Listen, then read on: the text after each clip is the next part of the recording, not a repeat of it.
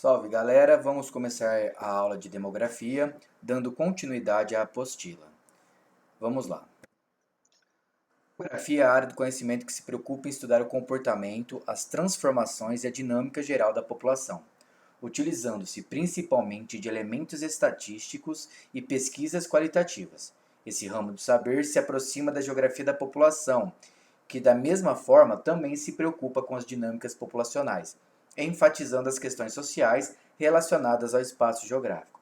Bom, a diferença aqui é que a geografia da população ela não se preocupa somente com a questão da própria população, mas também de como ela se organiza socialmente, né, com relação às classes sociais, às dificuldades. Já a demografia, ela só trabalha com estatísticas e números, diferente da geografia da população. Uma das principais teorias demográficas é de Thomas Malthus, já vista em sala de aula. Né? Vamos só enfatizar que a questão de Malthus aqui é o seguinte, ele dizia que o grande problema, né, da superpopulação estaria não tendo um controle da natalidade. Então ele defendia, através do controle moral, tá, essa questão do crescimento populacional. Só que Malthus estava errado, porque ele não considerou os avanços tecnológicos da época que faziam com que teria alimento para todos. Mas enfim, a teoria malthusiana ou malthusianismo é a que está descrita nesse slide. Já o neomalthusianismo surgiu no pós-guerra.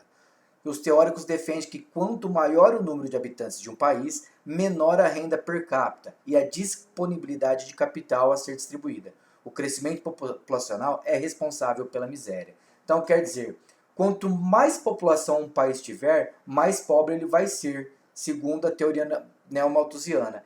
E o que não é bem assim, que a gente sabe e pode observar pelo mundo hoje, é uma questão ainda que não está acertada. Mas vamos dar continuidade. Temos aí a teoria reformista, que são baseadas em teóricos que são totalmente contrários às ideias defendidas por Malthus e pelos neomalthusianos. Eles são os reformistas ou marxistas. Esses teóricos construíram suas ideias a partir do que dizia o economista e sociólogo alemão Karl Marx. Tá? Marx dizia que o grande problema seria o seguinte: para os reformistas, a questão da desigualdade econômica é a falta de recursos. Não é porque a população é grande, mas sim porque a distribuição está feita de forma errada. Né? Então é o seguinte, como que a gente pode resolver isso? Promovendo o fim da fome e da miséria, né? Evitando que elas ocorram, tendo assim uma maior igualdade dentro da sociedade. Essa questão da igualdade social também, infelizmente, é algo longe de acontecer. O que a gente poderia pleitear no momento seria apenas uma diminuição dessas desigualdades sociais, permitindo que as sociedades mais pobres tenham acesso a recursos necessários. Vamos falar agora da transição demográfica. A transição demográfica, né, ela é uma premissa social elaborada pelo demógrafo estadunidense Frank Nostenstein na primeira metade do século XX, para refutar, por meios de números e dados, a teoria populacional malthusiana. Bom, então o que ele quis fazer? Ele, através de dados e estatísticas, ele queria refutar, ele queria mostrar que a teoria malthusiana estava errada. E que a teoria da transição demográfica, ela existe e vai existir para todos os países em determinado grau de seu desenvolvimento. O que é transição demográfica? Simplesmente é a tendência por parte dos lugares chegarem a um equilíbrio entre natalidade e mortalidade, mantendo a população dentro de um número estável. Tá? Ela não acontece de maneira rápida, ela acontece por meio de várias etapas que a gente vai ver na sequência. Bom, a pré-transição é quando ocorre um certo equilíbrio entre as taxas de natalidade e mortalidade, porém com valores muito altos. Então, quer dizer, quando há uma população muito grande, começa essa fase fazendo o quê? Caindo essas taxas. Isso vai fazer com que a população comece a sentir os efeitos da transição demográfica. Na segunda fase, vai acontecer a aceleração ou explosão demográfica, quando a população vai crescer num nível muito alto e depois começar a se assentar, né? Ela vai se assentar, criando ali uma diminuição dessas taxas. Foi o que ocorreu, por exemplo, na Europa no século XIX. Vamos ver a terceira fase. Desaceleração demográfica. É nesse momento em que vai haver uma redução das taxas de natalidade. Essas taxas de natalidade vão fazer com que a aceleração demográfica comece a cair, né? Tendo uma população um pouco mais velha, né? E a PEA, que é a população economicamente ativa, também bastante participativa nesse momento. Já na quarta fase, a estabilização demográfica, que é quando as taxas de natalidade e mortalidade finalmente se equilibram, mantendo patamares que, embora possam apresentar oscilações conjunturais, mantêm-se em médias baixas. Nesse cenário, diz-se há um total controle do crescimento demográfico. Então, esse controle demográfico atingido, fica fácil você controlar a questão populacional e também, né, vai ajudar no controle social, fazendo com que aquela determinada sociedade consiga atingir melhorias sociais visíveis. Vamos lá. Aqui nós já vamos ver os principais conceitos de demografia.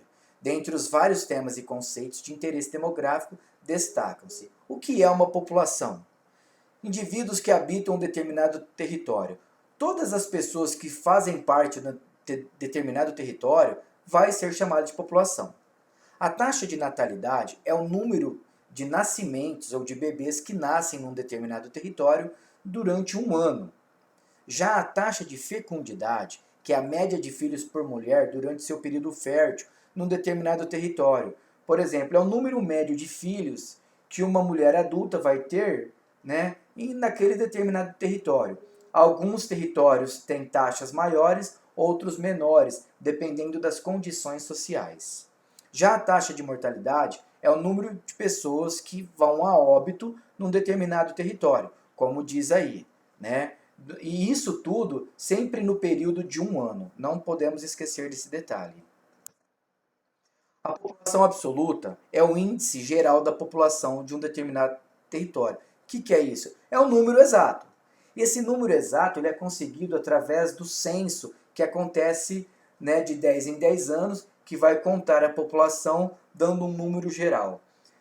Toda a população absoluta ela é sempre baseada no crescimento que estava, né, na verdade, ocorrendo durante os outros anos. Então a população absoluta ela sempre é contada a partir daquele ano que é feito o censo. Os anos posteriores, os que virão, a população sempre ela vai ser uma projeção baseada no crescimento que ocorreu nos anos anteriores. Já a densidade demográfica, né, é o percentual que mede o número de habitantes num determinado território. O que é isso? É quantas pessoas eu tenho por quilômetro quadrado. Tá? Quando eu tenho muitos habitantes, nós dizemos que ali a densidade demográfica é alta. E quando nós temos pouco habitantes por quilômetro ao quadrado, nós temos uma baixa densidade demográfica. A população absoluta e a densidade demográfica estão relacionados a povoado e populoso. Quando nós temos uma população absoluta grande, nós chamamos aquele lugar de populoso. E quando nós temos uma densidade demográfica alta, nós chamamos de povoado. Lembre-se desse detalhe. Crescimento vegetativo. O crescimento vegetativo é o crescimento populacional num território determinado pela taxa de natalidade subtraída a taxa de mortalidade, né? Esse é aquele que nós vamos pegar quantos nasceram, quantos morreram, o valor será o crescimento vegetativo. Já o crescimento migratório, ou também chamado de crescimento populacional, além de considerar o crescimento vegetativo, considera também a questão migratória, quantos saíram, quantos chegaram durante o período de um ano, certo? Vamos lá. Expectativa ou esperança de vida é um conceito estatístico associado ao bem-estar da população. Simplesmente é quanto qual é a idade máxima que uma pessoa, que um indivíduo vai viver naquele território. Tá? Ela indica a média do tempo de vida aproximada de uma sociedade, né, longevidade, de acordo com diversos aspectos. Poluição do local, taxa de criminalidade, violência, acidentes, condições econômicas, acesso à educação, saúde e cultura. Por esse motivo, a expectativa de vida é sempre menor em relação aos indivíduos mais carentes. Portanto, em países mais pobres, onde os idosos têm menos acesso à saúde, eles viverão menos. Países que têm condições de oferecer melhor qualidade de vida, as pessoas viverão mais. Isso é muito utilizado, por exemplo, para o IDH, que é o Índice de Desenvolvimento Humano, que mede, né, a capacidade de um país de gerir seus recursos e sua população. Vamos falar agora das pirâmides etárias. As pirâmides etárias são gráficos ou indicadores populacionais, né, que é dividido em faixas etárias e sexo, certo? O estudo da dinâmica populacional requer uma análise estrutural. O que é essa análise estrutural? Como que um país gere sua população, né? Nós temos aí diversos tipos de pirâmide etária que podem ser indicadores socioeconômicos muito interessantes para análises futuras, né? Então, pirâmides etárias é o que está, né, dizendo aí nesse slide. Prestem muita atenção e vamos dar continuidade. Como eu disse anteriormente, ela é um importante indicador social. Então, o que a gente pode perceber é que as pirâmides sociais elas vão se remodelando durante os anos de acordo com a evolução social de cada país, né? E essa não só a evolução social, como também econômica, que permite que a população comece a ter mais acessos não só à saúde, mas à educação e cultura, que vai determinar como que vai acontecer, né, essa reformulação etária em qualquer que seja o país. Por exemplo, para que a gente possa entender a evolução demográfica, vamos observar a análise a seguir. Então, vocês podem perceber que a pirâmide etária no Brasil em 2010, né, ela era ainda muito baixo, o que significava que a expectativa de vida não era tão alta quanto países mais desenvolvidos. Nós tínhamos uma desaceleração perceptível nos nascimentos, como nos mostra a base dada. Uma população econômica ativa, também chamada de P, representada aqui, bastante grande, né? Já na pirâmide etária do Brasil, em 2060, a gente vai ver uma outra situação, né? Perdão, voltando, que ela começa já ela começa a ficar igual da base até o topo. Isso significa que nós vamos passar por aquela transição demográfica falada anteriormente, um equilíbrio entre nascimento e mortalidade, né, tendo um controle total sobre a dinâmica populacional. Pessoal, por enquanto é isso, tá? Aqui a gente vai estarei de plantão todas as quintas-feiras, das 8 às 12 horas, via WhatsApp, para tirar quaisquer dúvidas. Estudem. Após essa aula, por favor, façam os exercícios propostos na apostila